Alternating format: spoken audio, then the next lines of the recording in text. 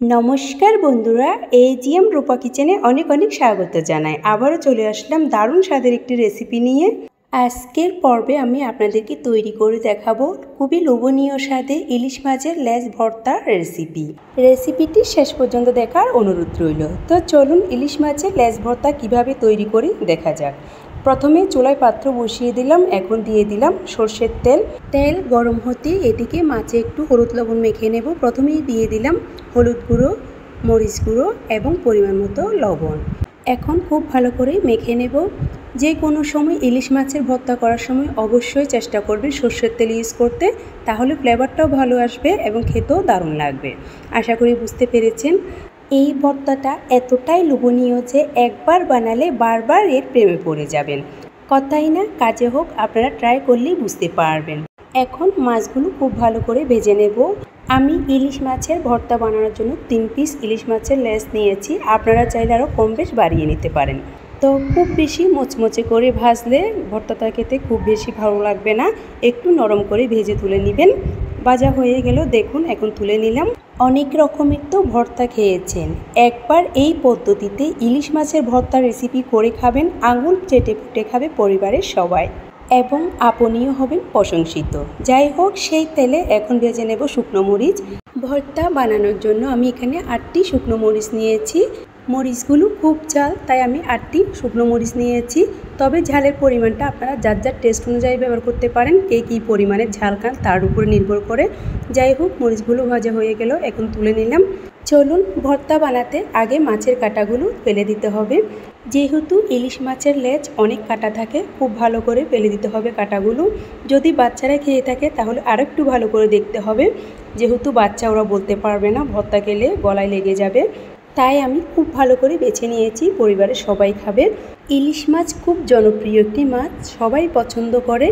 এটি বানানো খুবই সহজ, খেতে ভীষণ মজার হয়। আপনারা ট্রাই না করলে বুঝতেই পারবেন না এর স্বাদ কী।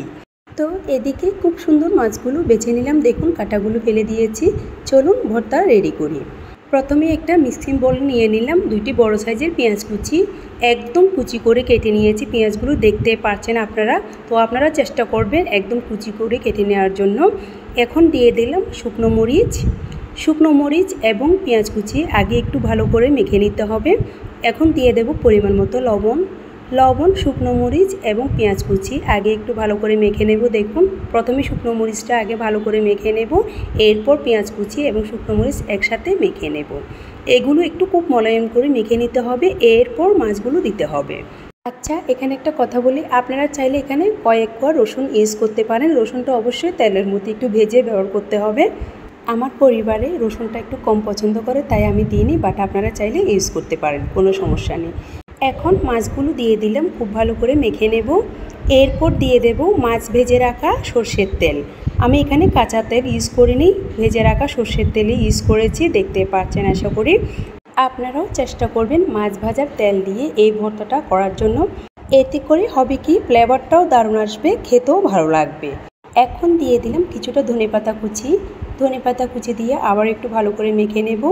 ধনেপাতা আপনার হাতের কাছে থাকলে দিতে পারেন, এটা পুরোটাই অপশনাল, না দিলে সমস্যা নেই। তো ইলিশ মাছের লেজা ভর্তা গরম গরম ভাত দিয়ে সফট করার জন্য একদম রেডি। এক পদেই কখন যে আপনার ভাতের তালা শেষ হয়ে গিয়েছে আপনি নিজেই বুঝতে পারবেন না।